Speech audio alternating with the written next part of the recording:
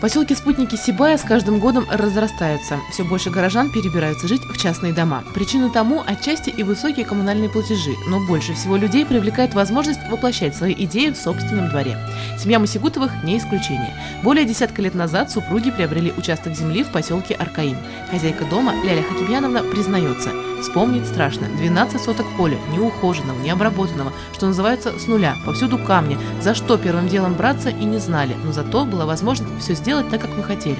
И у них получилось. Двор утопает в цветах. Розы, георгины, петунии, герани, лилии – это гордость Ляли Хакимьяновны. А еще виноград, оплетающий усадьбу Мосигутовых практически по всему периметру участка.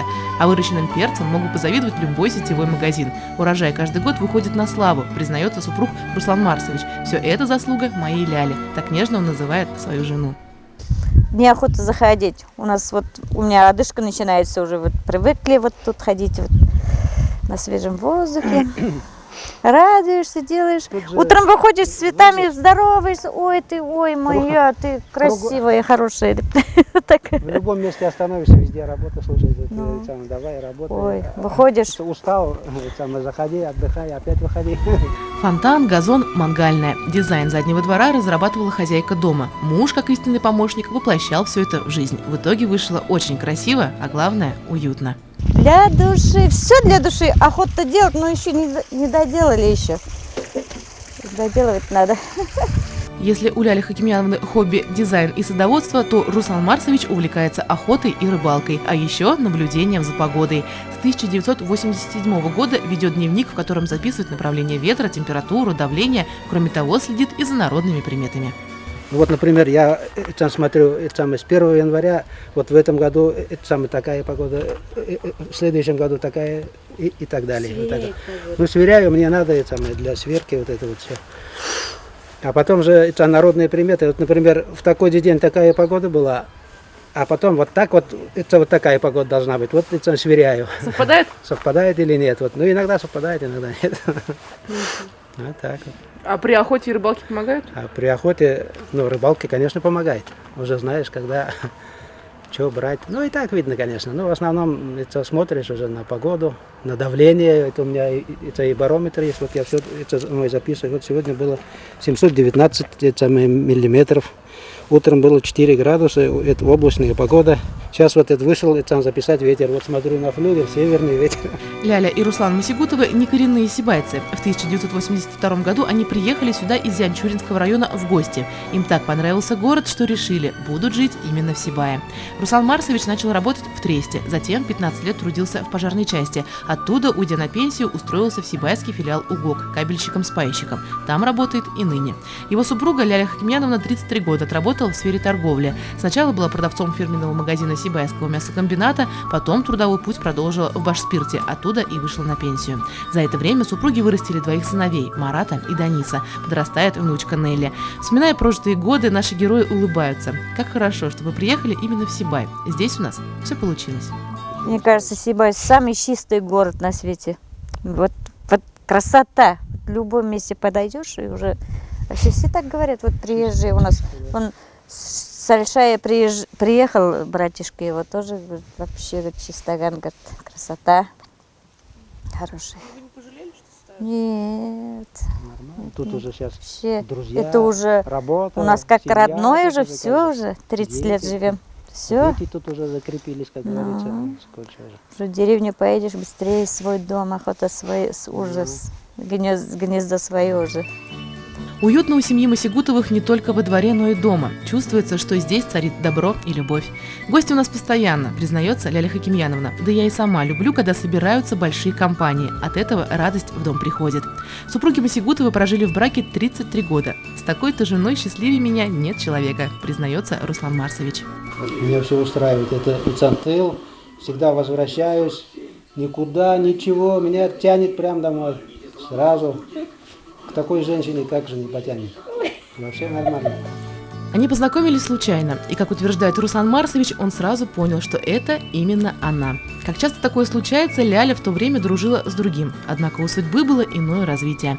Руслан Марсович оказался настойчивым. 2 недели приятельских отношений, сватовство и 33 года совместной жизни. Отметили уже каменную свадьбу, как доказательство прочности и надежности отношений. За это время они вывели свой рецепт семейного счастья.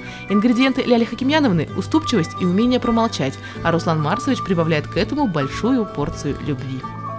Взаимопонимание, уважение, наверное. Ну и любовь. Еще. Что еще можно сказать? Говорят, что любовь после 3 лет совместной жизни умирает. Умирает ли? Нет, какой же. У нас, по-моему, еще это растет. Все начинания друг друга супруги всегда поддерживают, равно как и любимые увлечения. Например, Руслан Марсович 11 лет назад начал писать родословную жителей своей родной деревни Кугарчи Зианчуринского района республики. Он знает своих предков до 9 колена, начиная еще с 17-18 веков. Вот обычно же родословная ведется как там только с мужской линии. А тут у меня все, и женская, и мужская. И вот там не всю родню, может быть, знаешь. Это знаешь только сам с мужской линии. А тут уже все, откуда-то она, это может быть ее взяли, она это вообще с другого района, может быть, вот так вот. Ну, вот это все выясняется. Это в процессе. Это не зря же сейчас вот и проводят вот эти вот и праздники родословные, да, Шажарабайрам. У меня вот есть. И не только своя, а всей деревни. А всей деревни это тоже работа большая. Еще одно увлечение Руслана Марсовича – декламация стихотворных произведений. Один из его любимых поэтов – Сергей Есенин. Практически все его творения он знает наизусть. И на любую букву алфавита может рассказать стих известного классика. В объявленный год литературы Руслан Марсович особо гордится своим увлечением, поэтому и нашей съемочной группе он с удовольствием устроил литературный вечер. Вот уж вечер. Роса блестит на крапиве. Я стою у дороги, прислонившись к иве. От луны свет большой прямо на нашу крышу. Где-то песнь соловья вдалеке я слышу. Хорошо и тепло, как зимой у печки, и березки стоят, как большие свечки. И где-то вдалеке, видно за опушкой, сонный сторож стучит мертвой колотушкой. Белая береза под моим окном принакрылась снегом, точно серебром. На пушистых ветках белой каймой распустились кисти белой бахромой. И стоит береза в сонной тишине, и горят снежинки в золотом огне. А заря лениво, обходя кругом, обсыпает ветки новым серебром. Не жалею, не зову, не плачу, все пройдет, как с белых яблонь дым. Увядание золотом охваченный, я не буду больше молодым. Ты теперь не так уж будешь биться, сердце тронутое холодком, и страна березового ситца не заманит шляться босиком. Дух бродяжий, ты все реже расшевеливаешь пламень уст.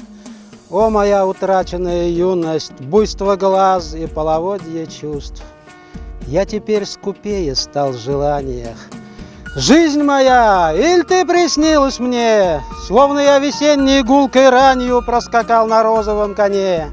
Все мы в этом мире тленны, тихо льется с листьев медь. Будь же ты вовек благословенна, что пришло процвесть и умереть. Заметался пожар голубой, позабылись родимые дали. В первый раз я запел про любовь, в первый раз отрекаюсь скандалить. Был я весь как запущенный сад, был на женщин изделия падки. Разонравилось петь и плясать, и терять свою жизнь без оглядки. Мне бы только смотреть на тебя, видеть глаз златокарий омут, и чтобы прошлое не любя, ты уйти не смогла к другому. Поступь нежная, легкий стан, если б ты знала сердцем упорным, как умеет любить хулиган, как умеет он быть покорным. Я б навеки забыл кабаки и стихи бы писать забросил. Только бы тонко касаться руки и волос твоих цветом в осень. Я б навеки пошел за тобой, хоть свои, хоть чужие дали. первый раз я запел про любовь, первый раз отрекаюсь скандалить.